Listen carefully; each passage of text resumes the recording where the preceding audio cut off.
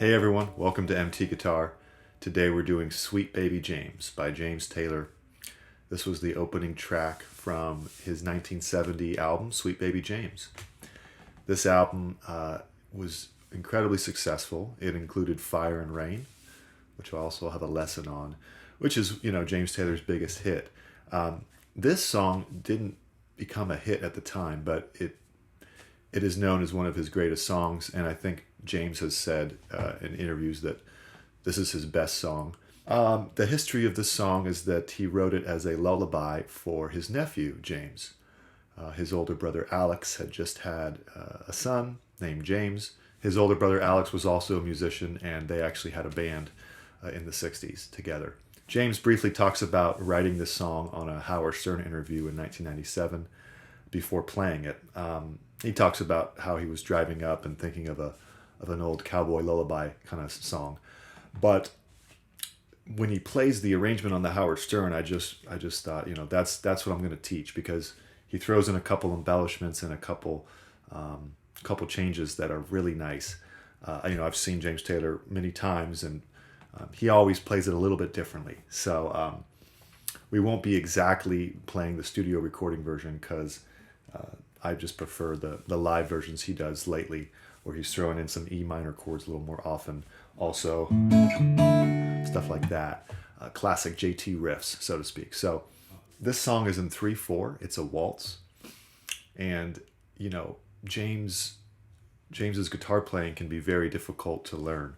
So this is actually much more playable than most of his songs. And that's primarily because he's mostly strumming. A lot of his songs, including Fire and Rain or You've Got a Friend, which I've covered, are very sort of intricate with finger picking. So a nice chance to learn a song without too much fuss and trouble. Beautiful chord progression and melody and lyrics. And we'll dive on in. There will be a tab for this in a chord chart on the Patreon. You can check that out. And remember to subscribe, hit the bell icon, and the thumbs up. And I appreciate it. Let's jump on in. All right, so we're in the key of D and the time signature of 3/4. The intro actually starts on a G, although if you watch him live, including the version I'm sort of inspiring my arrangement from, which is the Howard Stern version, he usually starts on a D live. And that's probably for his voice, because a lot of times a singer will want to hear the one chord to start off so they know what key they're in. Also, it sounds nice that way. So we have, we'll kind of borrow from the studio version, because it's even when he's starting on a D, he's just kind of preparing for that. So we'll start there. This is, of course, finger style, which is all James Taylor does. So we're going to do a 6th and 1st, 3rd string pinch, then bass, 3rd, now over F sharp, thumb. Now E minor 7, we're going to keep our 3rd finger and pinky down and just move our index finger to the 2nd fret, 5th string. And then thumb, and you're going to bar the 2nd fret on the 5th and 4th strings, just for now. He doesn't do that later, or we won't do that later, but for now do it. And then you're going to go down, up, down, up. And when you go down, up, don't worry about this too much to where it affects your groove or anything, but you kind of want to do like more bass on the down and more treble on the up. We'll talk about that more in a sec. So far. Okay, like that. And by the way, we are in a shuffle here. So that will be a sort of a swung 8th. Then an A7 sus4. Again, we just move this index finger down a string, keep the ring and pinky where they are, and we go bass, down, up, bass, down, up, down. All right, this will get easier. I'm just being a little exact on the intro because it's so iconic. And then we'll get into some more pattern-based playing here. So that whole line.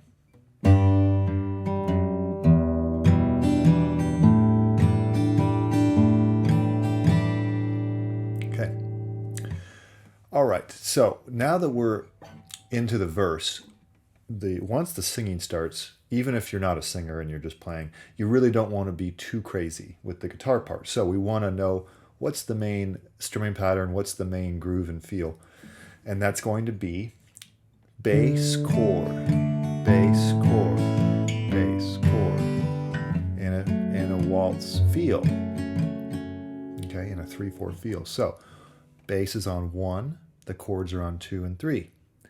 And if you thought about that in terms of a strumming pattern, you'd have thumb, okay, and then down, up, down, up.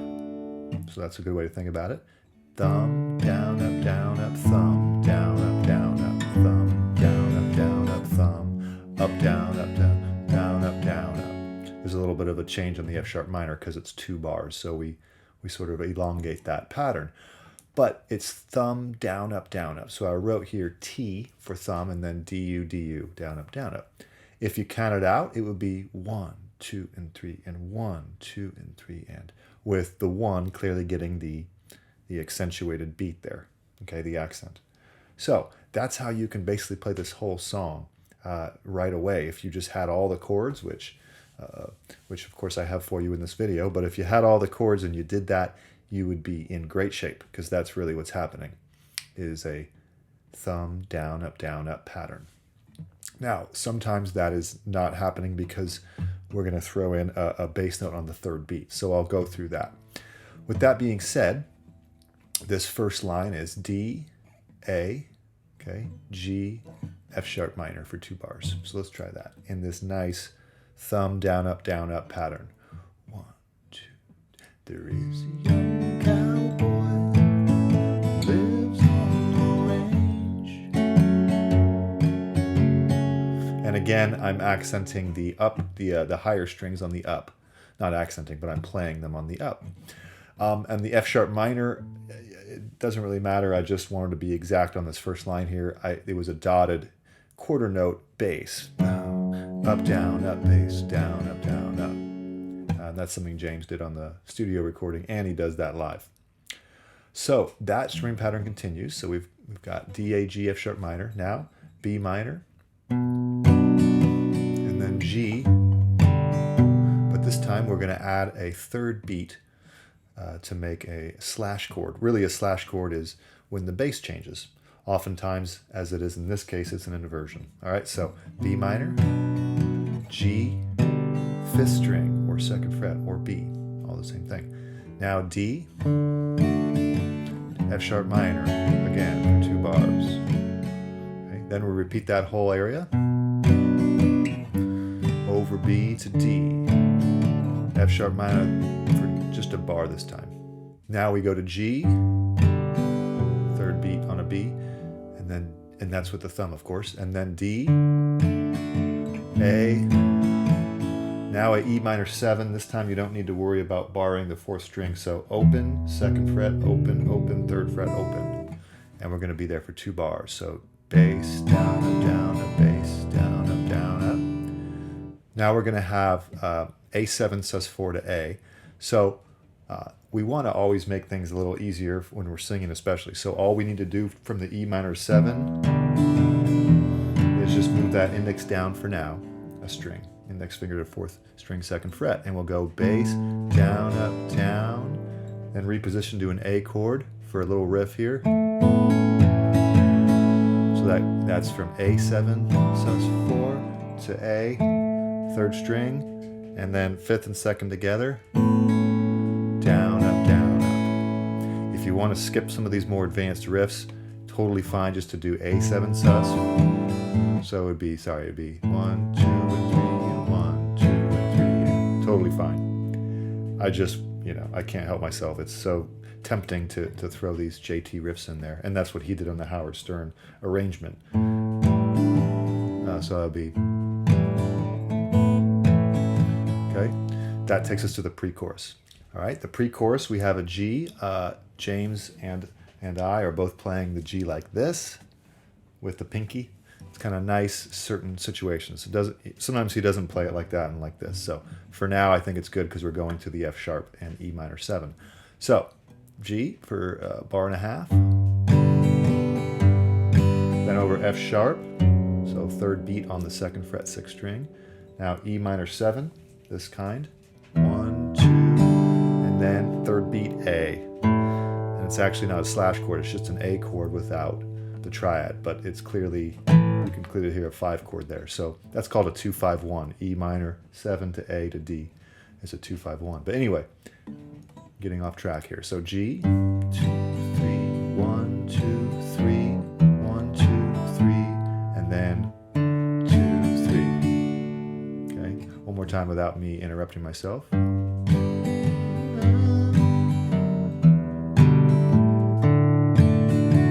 Okay, good. Now B minor, G over B, D. Sorry, A. Okay, then G again. Repeat basically. B minor, G over B. Now we have a D riff here, and it's still kind of strumming, but you know, he's throwing in some riffs there. So that would be 4th, 2nd and 3rd, 1st open. So it's currently a D sus2, then bass, and then 2nd and 3rd string. So that whole bar. Now down strum on a hammer-on to 2nd fret, but in an 8th note. Then down, up, down, up. So it would be, one more time. Good. Now the famous turnaround. This is just such a beautiful turnaround, and he plays a B minor 11, where anytime you have a 7th, which is here, and a 4th, it has to be 11. It's no longer an add 4 or sus4 or anything like that. Okay, and plus it has a 3rd in it, so it can't be sus4. So 2-0-2-3-0. So from D, all we do is lift our middle finger from the 1st string to the 5th string, 2nd fret, and we're going to go same pattern: bass, down, up, down, up. Now we move our 1st finger to 1st fret, 3rd string, to create an E7. Bass, down, up, down, up. And then we make an A7 sus4, so it's not as complicated as it sounds. 1st finger, 2nd fret, 4th string. And again, you can just do 2 bars of bass, down, up, bass, down, up. But I went ahead and transcribed exactly what I was doing in the demo, so that would be just a little variation.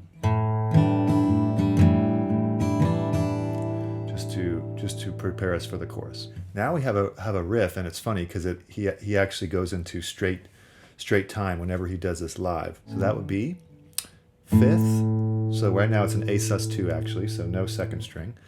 5th, 3rd, 1st, 3rd, 2nd, 4th. 2nd, hammer on the 2nd fret in tempo, and then back to shuffle, bass, up, down, up. That'd be.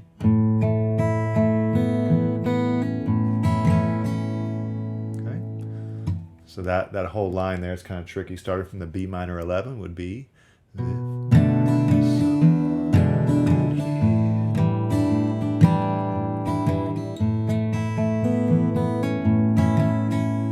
All right, good. You've made it to the chorus. All right, so the chorus, we're going to do D, G over F sharp on the 3rd beat, E minor 7 to A. This is all a review of an earlier section here, same stuff, and then D, just like before. B minor,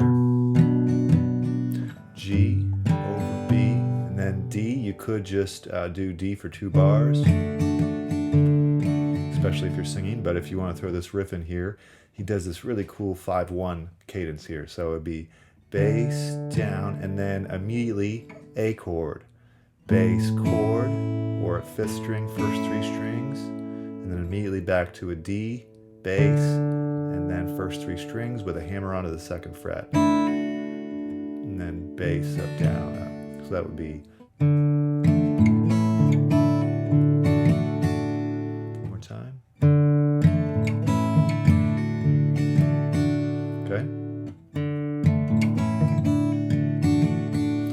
Now B minor, bass, G, B, and then another riff here, optional, but D, down, up, and then he goes 0-2 on the 5th string, and then D. So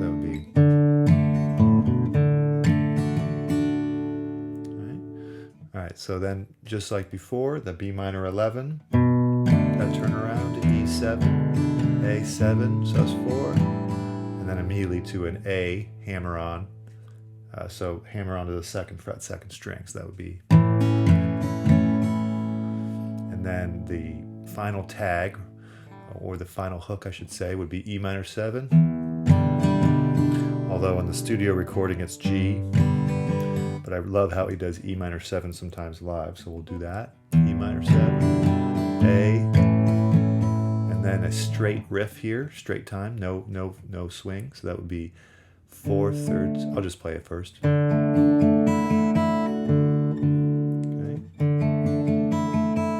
So that would be 4th, 3rd, 2nd, 3rd, 1st. That's a D sus2.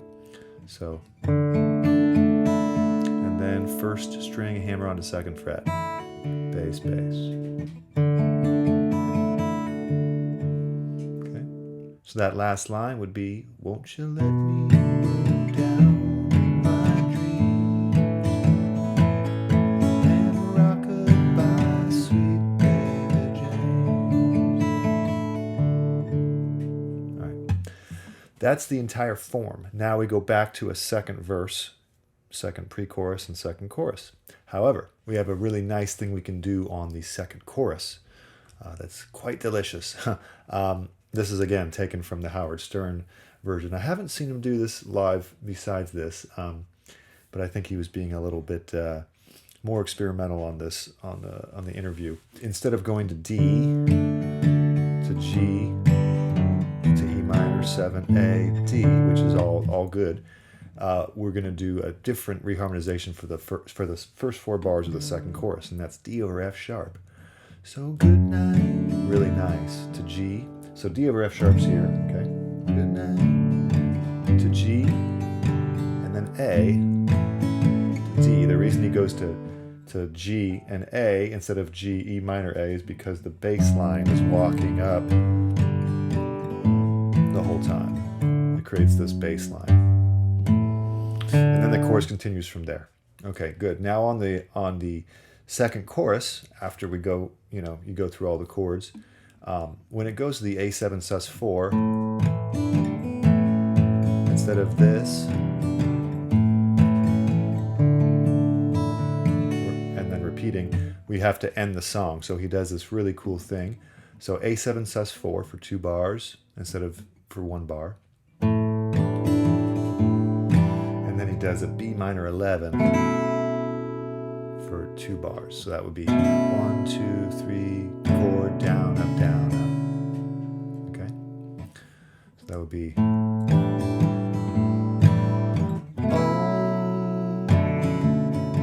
down, up, down, up, down, up. Or down, down, up, down, up, I mean. Then E minor 7, again, different from the studio recording, which is G, but E minor 7, 1, A, final riff. Really nice stuff. So that would be 4th, 3rd, 2nd to O, pull off quick, 2nd string, 4th string, and hammer on as a ghost note, meaning don't play it, just hammer on from the sustain of the previous measure. So that would be, it's just, nobody can play it like James Taylor, including me or anybody, maybe his son, but that's about it. It's just so beautiful. All right. He basically invented this style of playing. So that's how you would end it on my arrangement. The studio recording, he does a tag. The studio recording goes like this. He just does a 1, 6, 4, 5. But I'm teaching you my arrangement because it's my channel. So my arrangement, we're not doing that tag because I just love how he did it on this arrangement that I'm covering. So there you go. It's a lot, which is no surprise for James Taylor. Let me know if it's clear. Hopefully it is, or if there's any questions, and enjoy. All right, thanks everybody. Make sure to subscribe, hit the bell icon, and we'll see you next lesson. Bye.